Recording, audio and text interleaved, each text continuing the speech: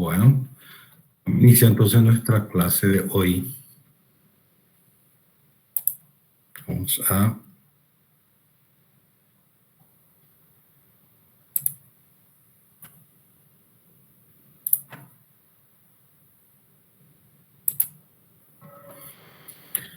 Muy bien.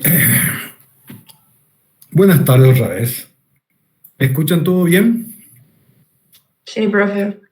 Bueno, magnífico. Hoy es el segundo día de nuestra clase de Sistema de Construcciones 2. Y acá tengo todavía Construcciones 3 que ahora se convirtió en Sistema de Construcciones 2. ¿Verdad? Y antes de entrar al capítulo 3, porque nosotros ya, mejor dicho, capítulo 2 es que tenemos que empezar hoy. El viernes pasado dimos nuestra presentación, hicimos nuestra presencia de los profesores docentes, vimos también los objetivos, vimos los objetivos de la cátedra, qué pretende la cátedra, hablamos un poco de cómo se van a presentar las clases teóricas, las clases prácticas, vimos las reglas de juego para tener derecho al examen final, qué cantidad de puntaje requerimos para obtener ese derecho al examen final al final del semestre. Y después empezamos ya con nuestro primer capítulo que se llama el diseño, ¿verdad? El diseño integral de todo, ¿verdad? O sea, integral, todo, ¿no es cierto? El proceso de diseño se debe desarrollar como un todo integral.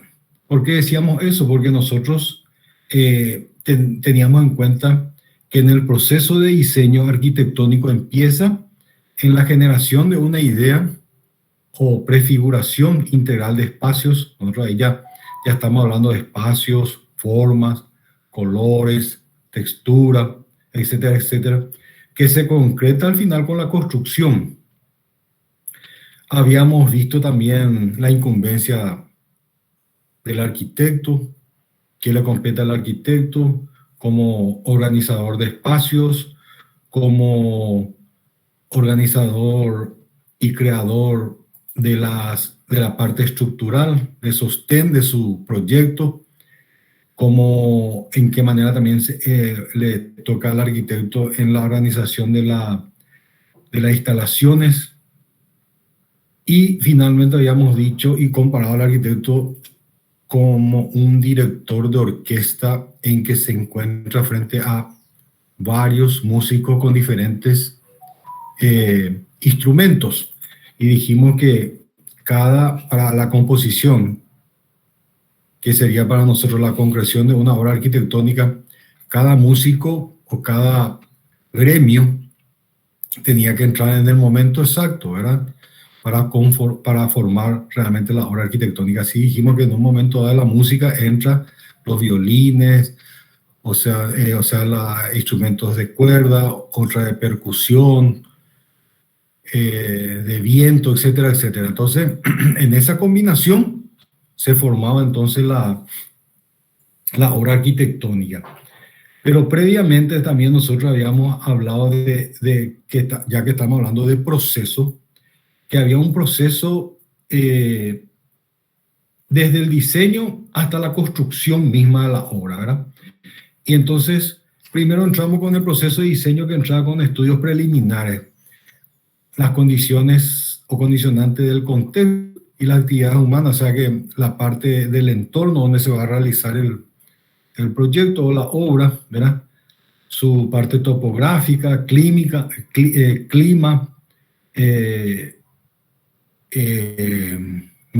materiales disponibles, etcétera, etcétera, mano de obra.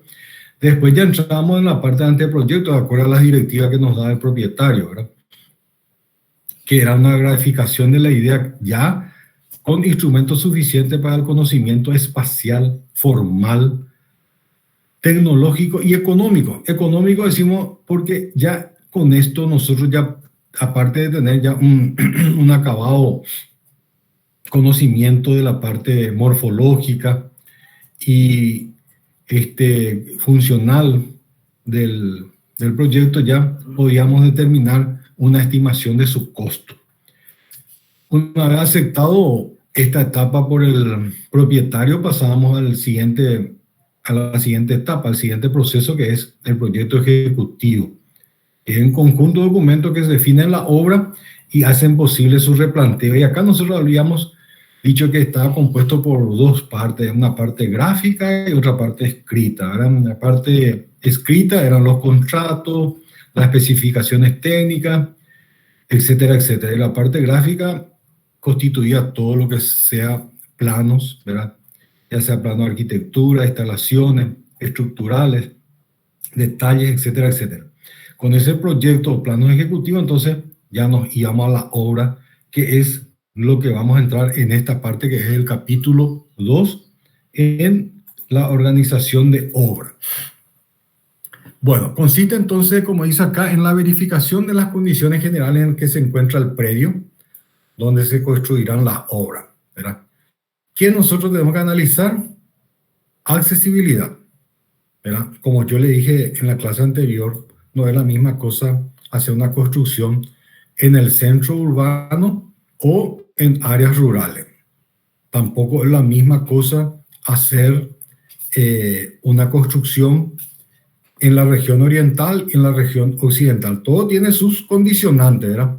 Y en cuanto a la parte de accesibilidad, tenemos que ver ancho de las calles, porque la provisión de los materiales de construcción generalmente implica camiones de gran porte, ¿verdad? Necesitamos áreas de maniobra, las veredas si es que hay, respetar construcciones vecinas, si es que existe, si tenemos que proteger. El siguiente punto que tenemos que analizar dentro de este capítulo de reconocimiento del terreno es la vegetación existente, con referencia a la futura ubicación del proyecto, lo que queda y lo que se interfiere. Acá también recuerdo que les dije en la clase pasada que nosotros teníamos como arquitectos, no somos depredadores, ¿verdad? Tendríamos que mantener siempre árboles sin destruirlo, porque tardan tantos años. La vez pasada, justamente yendo por esta calle San Martín hacia España, he visto y me causó muy buena impresión. Después de mucho tiempo estuve por ahí, he visto, por ejemplo, un sistema estructural donde antes era el predio de IPS, que creo que enfrente a Coyote parece que estaba eso. Tiene la estructura de hormigón con agujeros justamente para posibilitar que los árboles no interfieran en el proyecto. O sea que parte de la estructura le da espacio a la vegetación y en este caso a los árboles existentes, porque ese era un local de IPS donde había muchos árboles y era un pulmón prácticamente y abarcaba toda una manzana. Yo no sé qué proyecto tienen ahí, porque estaba en la parte de estructura, la parte de hormigón. Y eso fue lo que me llamó la atención. Muchas veces uno manejando no se da cuenta porque tiene que atender su camino, pero esta vez me fui de acompañante y pude fijarme en ese detalle. El siguiente punto es las posibilidades de canalizaciones provisorias en las aguas de lluvia para evitar posiblemente una erosión e inundación en la zona. ¿Por qué? Porque nosotros tenemos acá en nuestro medio de repente grandes precipitaciones.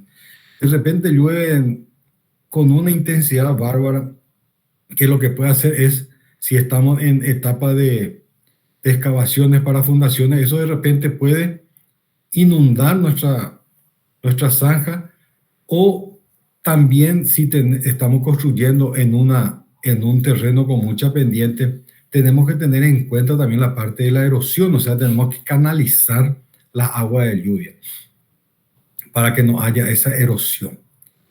El cuarto punto es la probable y más conveniente ubicación de las obras provisorias. ¿Qué son las obras provisorias? Acá aparecen las obras provisorias que son muy necesarias, que son los obradores que son los lugares donde están los ingenieros, arquitectos residentes, la contratista, por un lado, la fiscalización. Tenemos también obradores que se refiere a la parte del personal, donde tenemos que darle también todas las comodidades, porque ellos vienen de afuera con ropa de calle y tienen que cambiarse, y después de terminar sus labores tienen que asearse para salir otra vez y retornar a sus casas. Bueno, entonces todas esas obras provisorias también tenemos que tener en cuenta.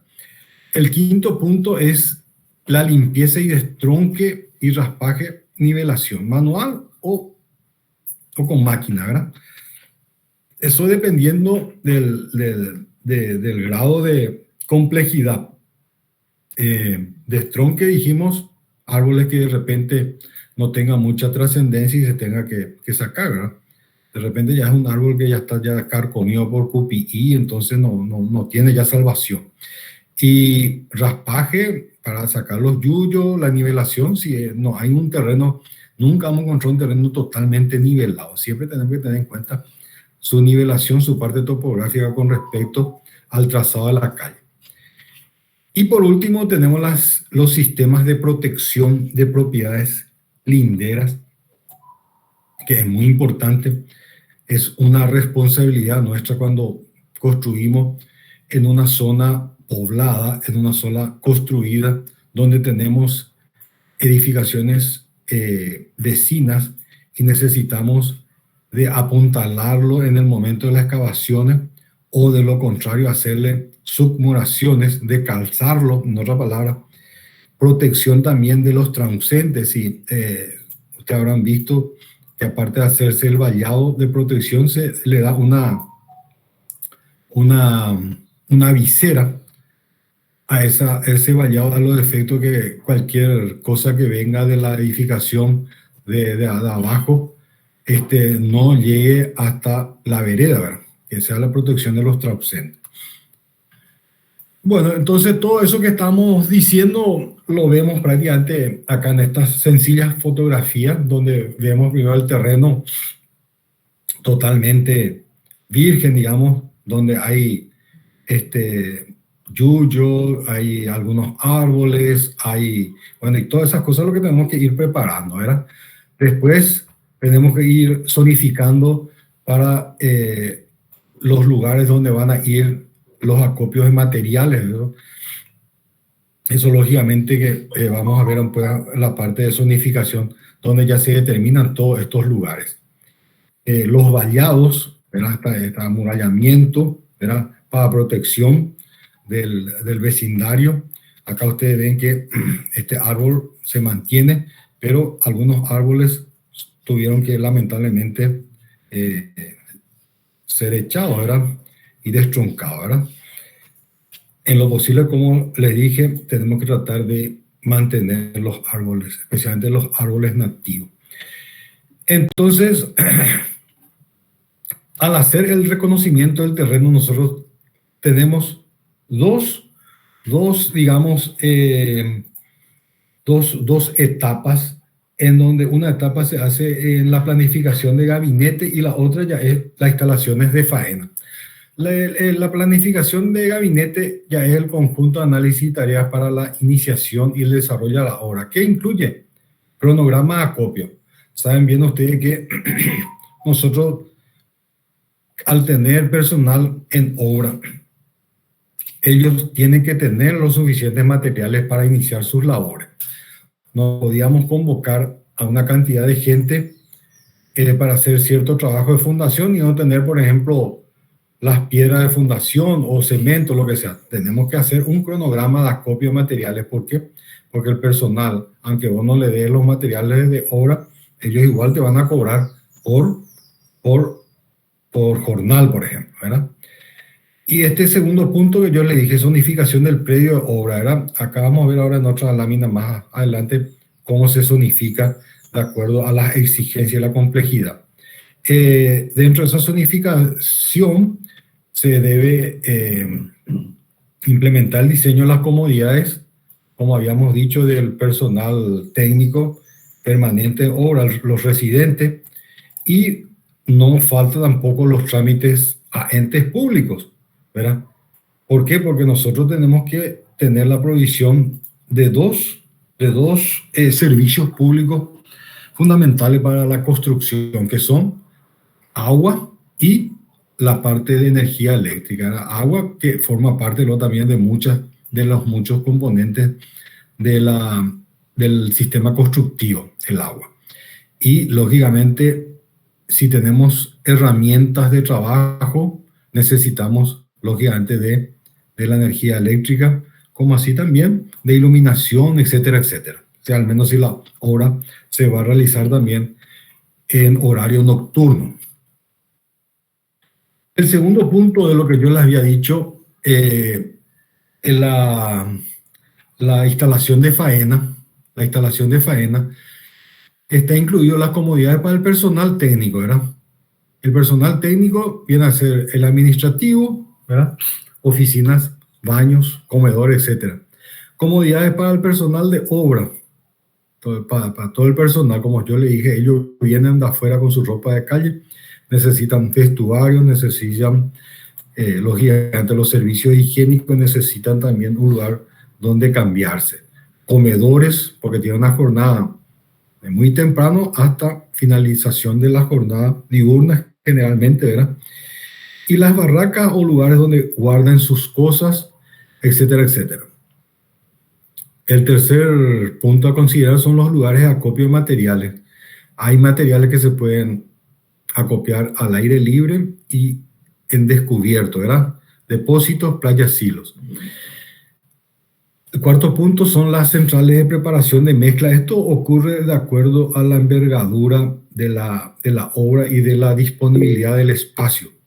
Por ejemplo, hoy en día en la parte urbana, esta preparación de hormigón, por ejemplo, ya viene ya generalmente viene de la zona suburbana, ¿verdad? De fuera de Asunción, donde ya vienen con estos camiones hormigoneras ya preparado de otro lado, viene directamente a vertir el hormigón en el sitio de obra, ¿verdad? Entonces, pero si da el espacio y si amerita, generalmente se tiene también centrales de preparación de mezcla, silo, dosificación, donde se hace toda la parte de preparado de hormigón. Y por último, la provisión de servicios básicos, ya habíamos hablado, agua, energía, cloaca, si se puede. Bueno, esto lo que le estaba diciendo es la zonificación de la instalación de faena, considerando que esta parte lila viene a ser el área a construir. Esto en una esquina, ¿verdad? Por eso que tiene un acceso y una salida.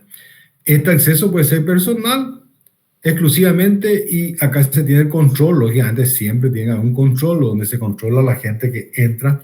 Ustedes saben bien que lo peligroso que es una obra, no puede entrar cualquier persona, chicos, borrachos, lo que sea, tanto de día como de noche. Entonces, este control es fundamental.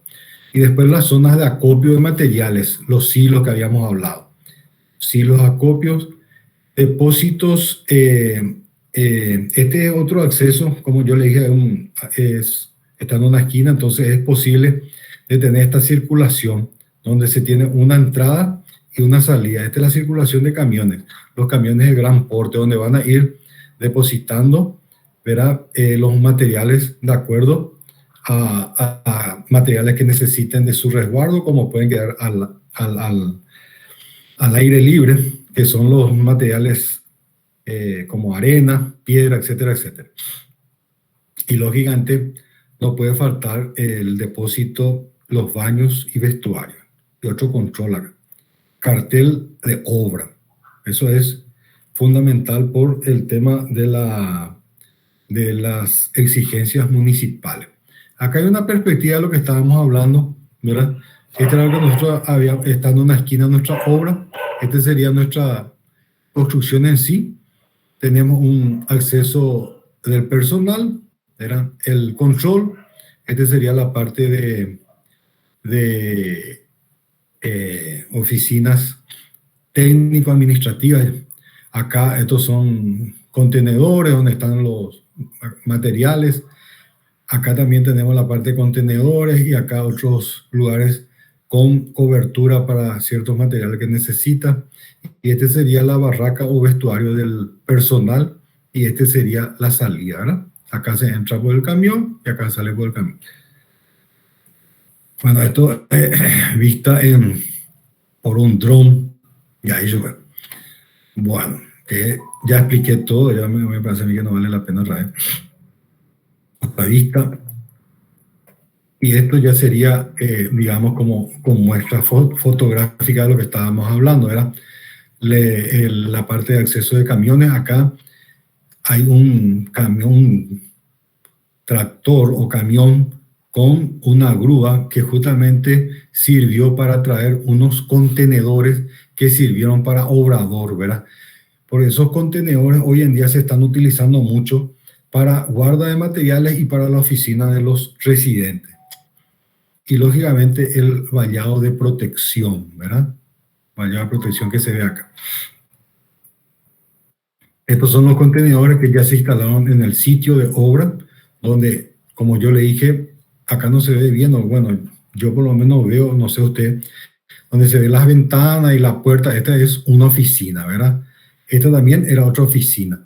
Entonces, está acá el residente, acá podía ser una oficina de reuniones entre residentes y fiscales, y este sería el contenedor para guarda de materiales que necesitan de protección del medio ambiente, que son cemento, cal y guarda de herramientas. A vista de lo que estábamos diciendo, solamente con la diferencia de que hay ya materiales acá que pueden quedar a la vista. Acá vemos ladrillo y no sé, acá podría ser, pues está todo cubierto con carpa.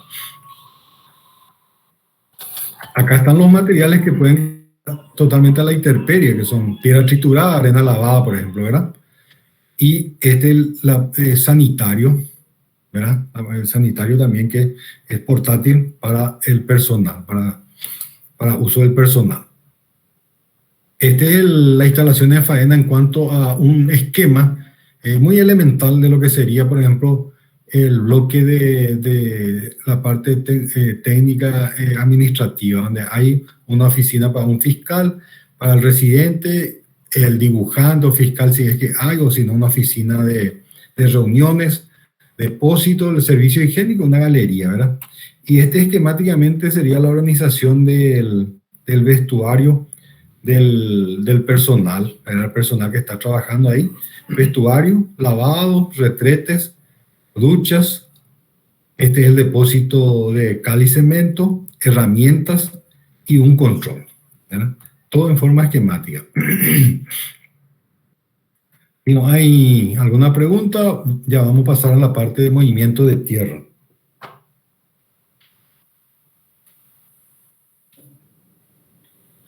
Bueno, una vez limpio el terreno, hecho el destronque, cegado los pozos, eliminado los hormigueros, protegido los árboles que han de quedar y hecho el replanteo de la edificación, se inicia la excavación y en el caso de que se tenga subsuelo o la excavación para las fundaciones, ¿verdad? La excavación puede ser hecha en forma manual como puede ser hecha en forma mecánica. Para edificios de mediano porte, que es como lo que nos toca a nosotros estudiar ahora, ¿verdad? Nos encontramos a veces con subsuelo, como así también podría ser no, ¿verdad? Pero sí o sí, muchas de las fundaciones sí necesitan de excavaciones. La excavación o movimiento de tierra se hacen con la utilización de máquinas que pueden ser palas mecánicas, retroexcavadora o una excavadora a cuchara. Vamos a ir mirando entonces lo que estamos diciendo. Esta es la máquina que más se utiliza en esta primera etapa, que es un tractor que tiene por un lado, acá no, ya salió fuera de foco, tiene una pala mecánica y acá tiene la cuchara, o sea que trabaja en ambas puntas, ¿verdad? Este para hacer la excavación y este para ir trasladando ya la tierra que se sacó para, por ejemplo, depositar en un sitio o de lo contrario cargar al camión tumba que va a llevar fuera del predio, ¿verdad? Acá está trabajando el el tractor este que estábamos viendo, que es una que tiene por un lado la cuchara y por otro lado acá enfrente la pala mecánica, ¿verdad? Y acá ya se ve el replanteo, ¿verdad? Y vamos a ver en la siguiente foto ya las excavaciones. Este es un lugar donde se depositó por un lado todas las varillas, porque en este caso tenía fundación de zapata corrida, entonces ya se estaba preparando las armaduras, ¿verdad? Esas armaduras, como ustedes saben, aquí como se ve, se colocan en la base de la excavación para una zapata, ¿verdad? Y acá está el personal trabajando en ese trabajo de armaduras, ¿verdad? Ya se ve los montículos de tierra que van saliendo para las excavaciones, ¿verdad? Acá sigue trabajando este tractor, muy útil y trabaja prácticamente todo el día, ¿verdad? Tiene trabajo durante que haya las excavaciones y nivelación, está trabajando ¿verdad? Tiene muchas tareas. Acá en primer plano, digamos, se nota la excavación, ¿verdad? Una zapata y los brotes ya de las varillas que constituirán la columna, ¿verdad? Que van a ser lógicamente de hormigón. Ahora, vamos a hacer algunas consideraciones respecto a las excavaciones. Cuando el terreno es muy despejado o lo suficientemente amplio, nosotros recurrimos a los taludes, ¿verdad? O sea, a partir de 1,25 m de profundidad, nosotros ya tenemos que darle un talud, que es el talud, que es una inclinación de las paredes de la excavación. Y esa inclinación está directamente relacionada con el tipo de terreno. Si el terreno no es cohesivo, o sea, es muy suelto, como es arenoso, entonces mínimamente se debería de tener un ángulo del talud de las paredes de 45 grados, ¿verdad? Con respecto a la línea horizontal que sería la base de la excavación. Ahora, cuando el terreno ya es un poco más cohesivo, ya es más rígido, es semiduro, entonces podemos aumentar la inclinación a 60 grados, ¿verdad? Ya será un poquitito más vertical entonces las paredes. Tal es así que cuando llegamos a roca ligera, ya puede ser, como le dije, ya de mayor grado de inclinación, 80 grados, y si es roca, ya podemos llegar fácilmente a 90 grados, totalmente vertical con respecto a la línea de base de la excavación.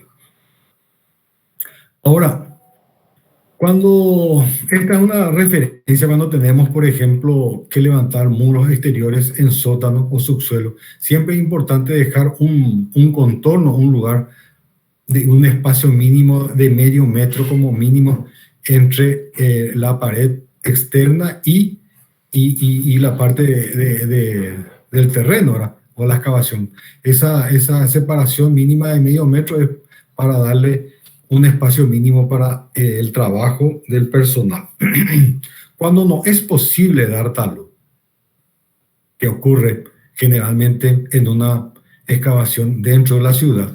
¿Por qué? Porque tenemos que en las paredes de las zanjas no hay lugar para la excavación, ¿verdad? ¿Por qué? Porque tenemos calles o edificaciones linderas, y etcétera, etcétera. Entonces recurrimos a un procedimiento que se llama entibaciones. Entonces, las entibaciones vienen a ser una manera de apuntalar las paredes de la zanja por medio de procedimientos llamados entibaciones, ¿verdad?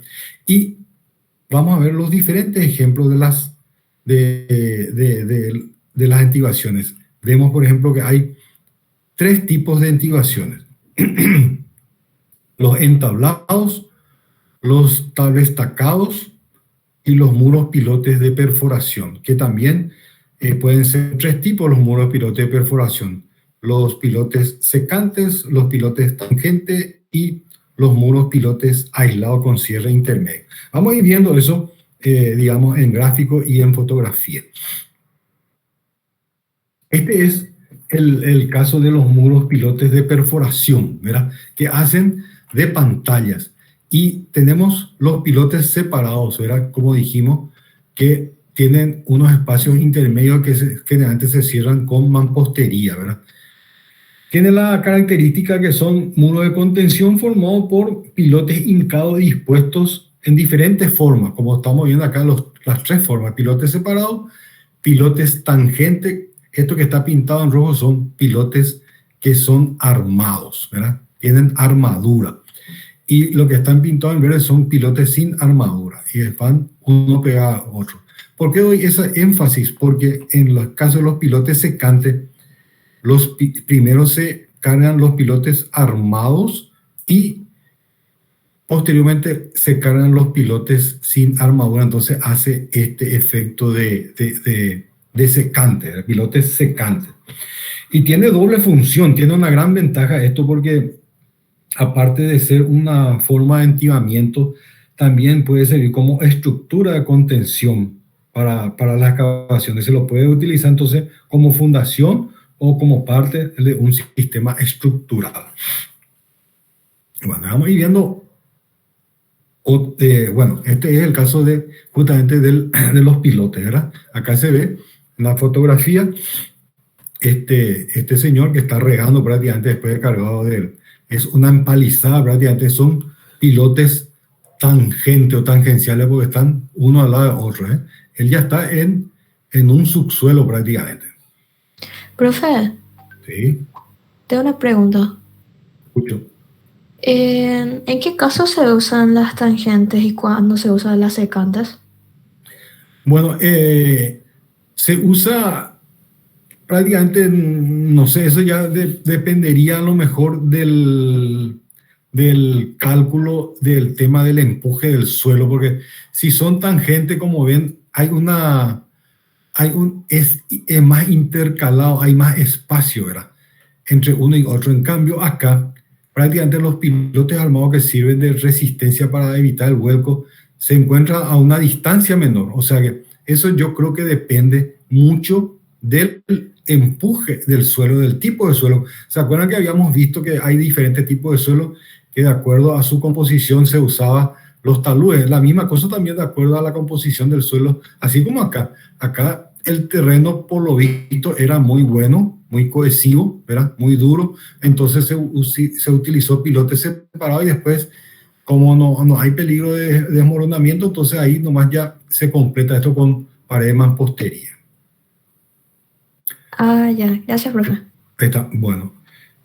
Y acá en la parte inferior vemos como una axonométrica, como una figura, el cargado también de los pilotes, ¿verdad?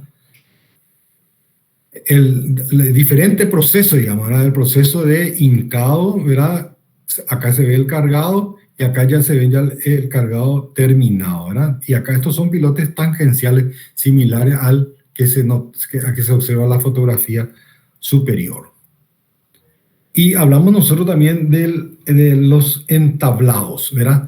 Hablamos que los entablados pueden ser horizontales y verticales. Los entablados horizontales, a medida que se va haciendo la excavación, se van colocando y se debe cuidar de que la parte de la base, la parte profunda de la excavación, sin ningún apuntalamiento, no sea mayor de 2 tablas, ¿verdad? Entonces, que tenemos que ir cuidando. A medida que vamos excavando, hay espacio. Ese espacio después tenemos que ir cubriendo con las tablas.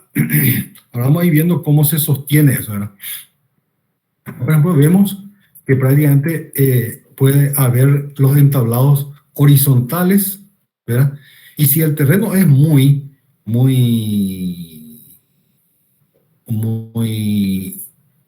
blando, que no es cohesivo, que es arenoso, se puede utilizar los entablados verticales, como se está indicando acá, y estos son sus sostén, ¿verdad? Tienen unos parantes y le va sosteniendo este apuntalamiento, ¿verdad?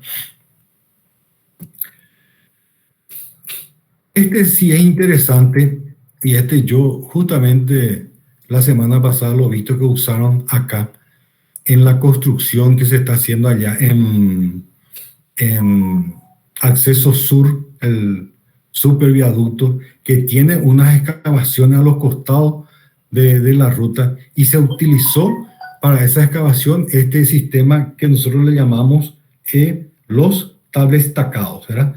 Tablestacados que son de acero y tiene una suerte de que se van uniendo estos, ¿verdad? Y una vez terminado la excavación, esto se retira, o sea que se recupera.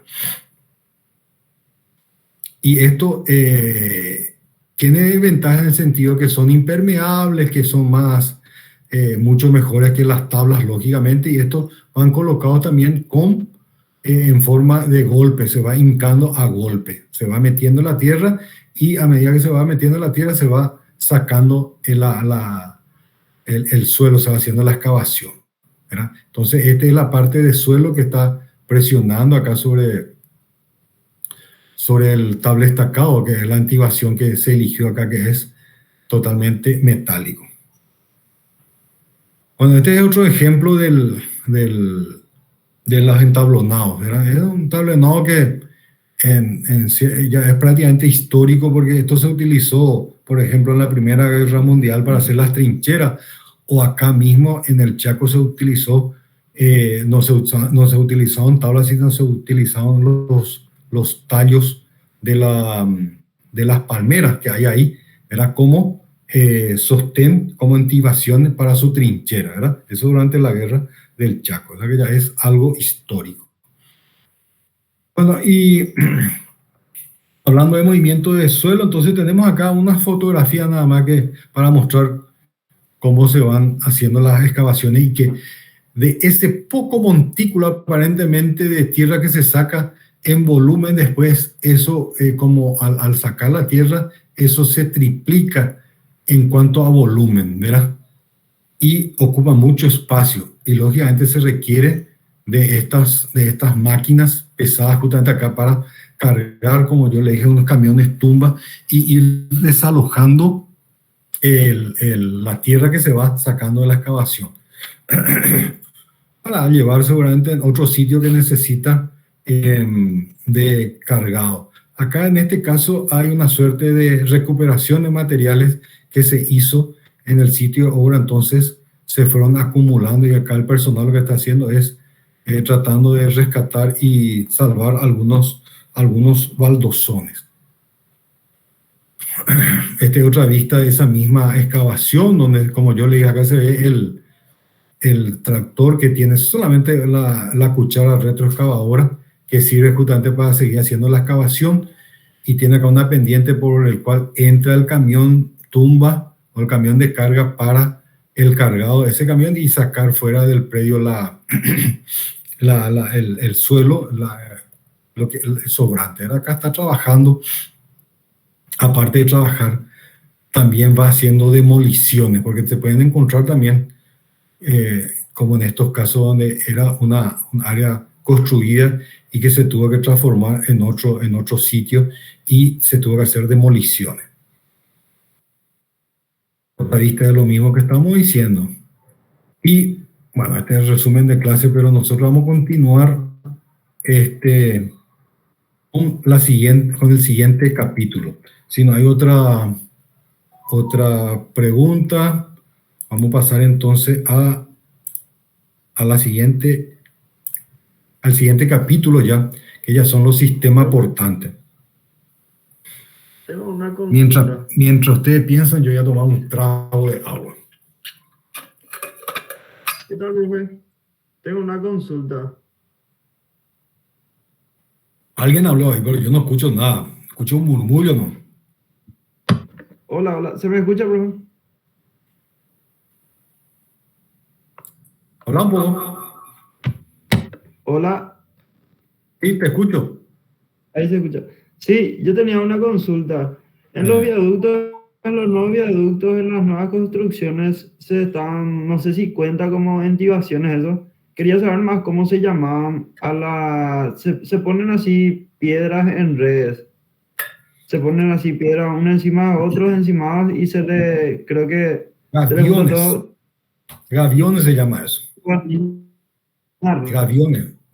¿Cómo se llama? Es un sistema también de contención que se ve mucho en las rutas, especialmente en las rutas que van pasando por cerca de serranía, a lo efecto de que cuando llegue el tiempo de lluvia, viste que el agua lleva consigo todo lo que encuentra en camino y para no echar o tierra o piedra, porque hasta piedra puede llevar en su cauce el agua, entonces para que eso no venga a parar en la ruta, entonces se usa esos gaviones, son contenciones, eso que vos viste se llama gaviones. Más bien en uso de obras viales.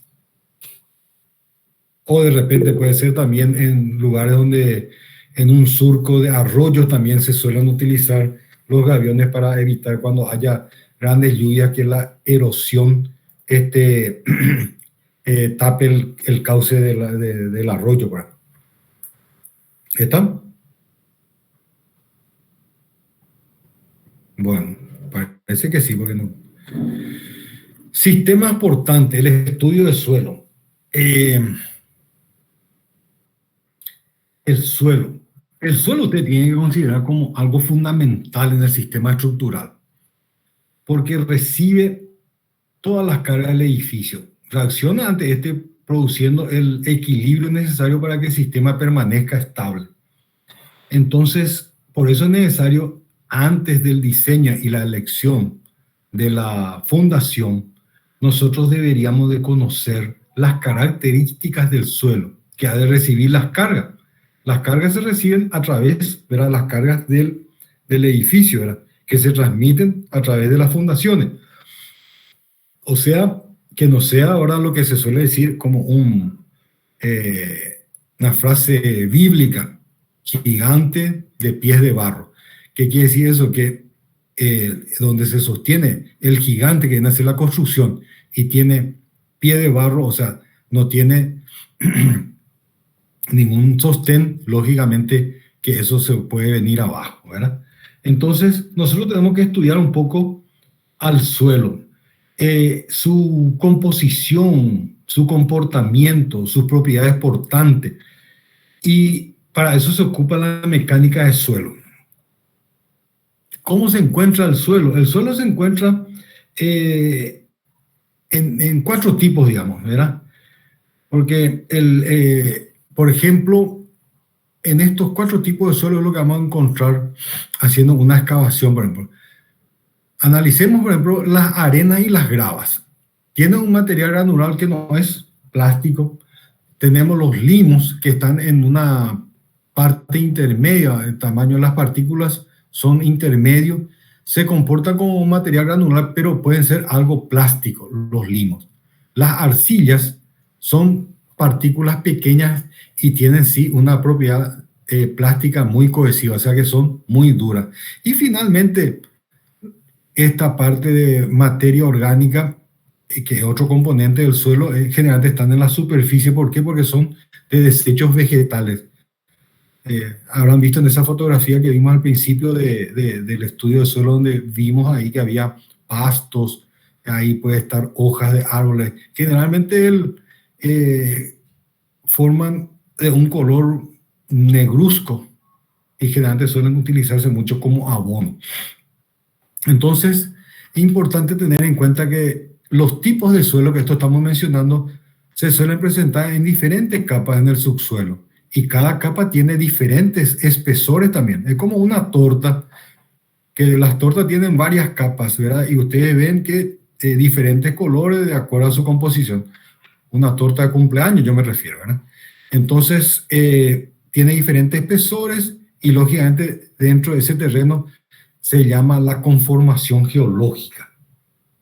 Ahora, ¿cómo nosotros analizamos la conformación geológica?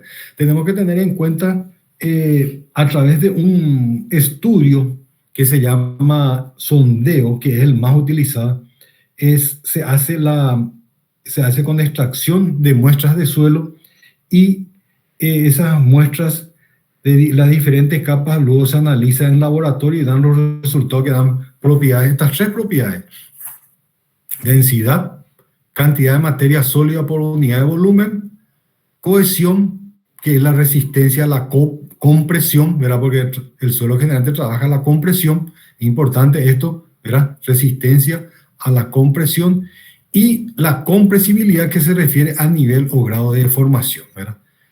los terrenos arenosos, por ejemplo, son de compresibilidad negativa, ¿verdad? O sea que se deforman fácilmente.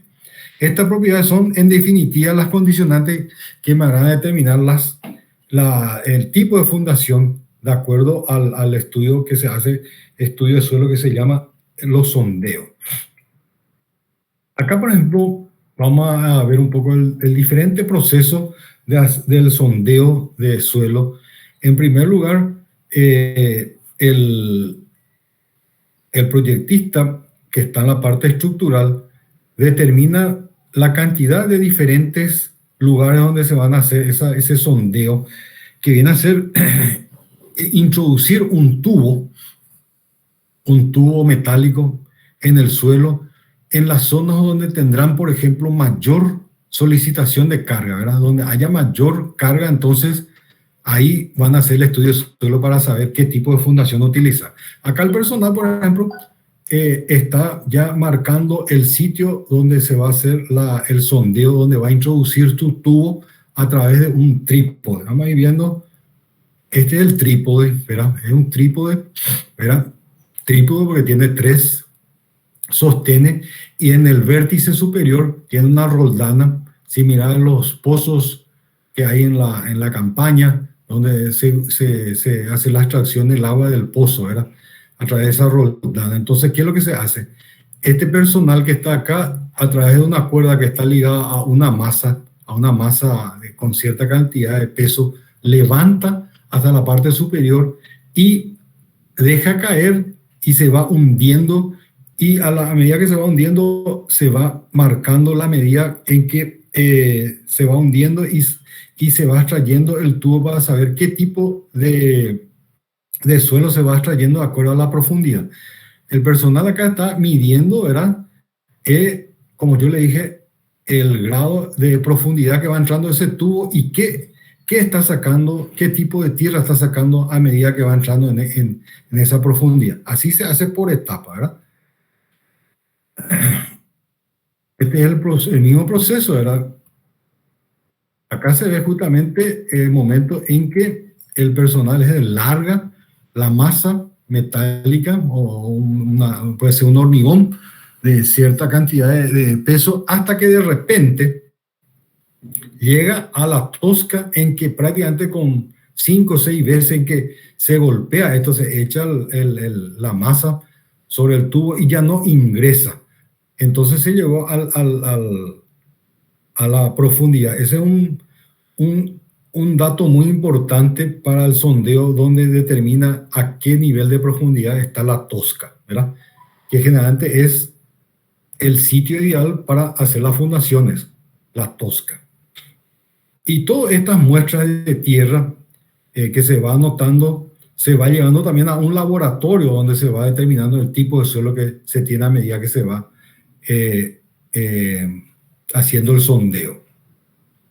Eso entonces es el tema de sondeo. Ahora, cuando tenemos terreno muy compresibles, o sea, que se forman fácilmente, terreno falso, como se suele decir, las cargas de la construcción se tienen que recurrir a un método de consolidación. O sea, ¿qué es lo que queremos hacer con la consolidación? De transformar la propiedad portante del suelo. Consolidar es prácticamente buscar la manera de endurecer al suelo por diferentes métodos. Vamos viendo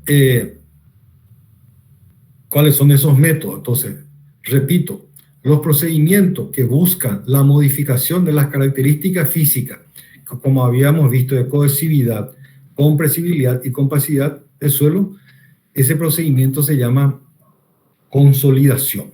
Estos procedimientos pueden ser mecánicos, ¿verdad? Como vamos a ver los ejemplos, y pueden ser también introducción o inyección de sustancias que modifican su naturaleza. Cuando hablamos de composición mecánica es cuando el suelo es comprimido con pisones. Es lo más elemental que se suele hacer en obras pequeñas. Generalmente la base de la fundación se suele primero apisonar para poder echar después la fundación, que generalmente suele ser las piedras, la piedra bruta colocada. Pero esto es solamente cuando se trata de cimientos de poca profundidad. Para edificaciones pequeñas y de escasa profundidad se puede hacer esto. También se utiliza esta compresión mecánica para, por ejemplo, en sitios donde tenemos que compactar bien el suelo, porque en ese sitio va a ser sometido a grandes cargas. Por ejemplo, un estacionamiento, una estación de servicio, necesita que el suelo esté bien compactado y encima hacer digamos, el contrapiso resistente y el piso final. Después tenemos, por ejemplo, los pilotes de consolidación. Este es un histórico también, que solamente mencionamos que son pilotes que se hincan en el terreno y ayuda a compactar el terreno. Generalmente ese hincado de esos pilotes de menor envergadura se hacen, digamos, desde la parte perimetral del terreno hacia el centro, ¿verdad? Se va comprimiendo hasta terminar en la parte central. Y esto sí es lo que más se utiliza, son, por ejemplo, el sistema LOLAP, que se abre una barrena o unos pozos verticales a distancia adecuada, ¿verdad? Y en cada pozo se introduce un cono de hormigón de menor dimensión y en ese menor dimensión del diámetro del pozo. Entonces, después, con el vértice hacia arriba, luego se arroja grava gruesa, o sea, una piedra triturada de tercera y se apisona enérgicamente, haciendo que la triturada se escurra por las generatrices del cono, logrando así una compresión lateral de la tierra, y esta operación se repite en varias veces hasta llegar a la superficie. No se preocupe, vamos a ver en gráfico en qué consiste el sistema LOLAP y el sistema compresor, que es similar al sistema LOLAP, solamente que usan diferentes procedimientos nomás. La inyección de aglomerante también es una forma de utilizar actualmente para modificar la naturaleza del suelo, que implica hincar en el terreno tubos terminados en punta, que se conecta ese tubo a una máquina. Es un compresor que bombea el hormigón e introduce, como si fuese una jeringa que se introduce en el suelo para que aumentar su capacidad, ¿verdad? Porque generalmente se tira o se bombea es el cemento en forma de lechado, o sea, cemento y arena, o cemento en polvo si hay mucha agua en el terreno, ¿verdad? Y sirve también en muchos casos como submuración, como vamos a ver en fotografía, y para que entiendan mejor. Esto que estamos hablando es el sistema de pilotaje que dijimos para pilote de consolidación en cuanto a su distribución. Como yo le dije, si esta es la forma del terreno, generalmente se empieza en el contorno, en la forma perimetral, y se va se va continuando hasta el centro. Y tiene diferentes formas, ¿verdad? Este es el sistema LOLAP, como yo le dije, que utiliza una maquinaria. A través de esta punta se va haciendo el pozo y se va introduciendo en la piedra triturada. Este es el sistema compresor, donde, reitero, con esta maquinaria similar se usa, por ejemplo, para hacer pilotaje o de pilotes, se va haciendo, abriendo el terreno y se va introduciendo piedra triturada. Y eso se va comprimiendo con este otro elemento. En vez de se cambia digamos, el que hinca o el que golpea por la parte de punta, por esta achatada. Entonces se va golpeando, entonces esto se va esparciendo y se va, las piedras trituradas se van esparciendo y va compactando el terreno, ¿verdad? Habrán visto, por ejemplo, en la placa vibratoria, o más conocido como zapito, vibrocompactador. Muchas veces habrán visto ustedes en la construcción de una calle o de donde se compacta primero el terreno antes de colocar las piedras, ¿verdad? Son maquinarias compactadoras, pero como yo le dije, no sirven para grandes fundaciones. Este es el sistema LOLAT que yo le dije que se hace la excavación con un sistema de barrenado que utiliza también esta maquinaria, pero que tiene una barrena como un tirabuzón, que se hace la excavación hasta cierta profundidad y se pone el cono, ¿verdad?, de hormigón con la punta hacia la superficie y luego se va echando la piedra triturada acá y se va compactando esa piedra triturada. Entonces la triturada se va esparciendo por las paredes de la zanja y esto se va repitiendo hasta llegar a la superficie. Este es el sistema LOLAT que le había dicho anteriormente. Y la inyección de cemento es, como yo le dije, el de cambiar las características portantes del suelo a través de las inyecciones de una lechada de cemento con arena que se hace a través de un compresor. Este es un compresor y este se va inyectando como si fuese un tubo jeringa, como llaman, gigantesco, ¿verdad? Entonces con el compresor se va inyectando la arena cemento. En este caso de la figura casi no se ve, a lo mejor, yo no sé si ustedes ven, este es una construcción lindera, entonces lo que se está haciendo como una submuración acá. Se introdujo justamente para que tenga un calce la cimentación lindera. Y bueno, hasta aquí yo llegué. La siguiente clase ya vamos a entrar en la parte de fundaciones. No sé si hay alguna pregunta. Si está todo claro, entonces yo le voy a dar lugar al arquitecto Eduardo y a la arquitecta Teresa para que les hable sobre los trabajos prácticos. ¿Está bien? Dale, gracias, profe. Bueno, perfecto. Yo me despido de ustedes. Muchas gracias por la atención.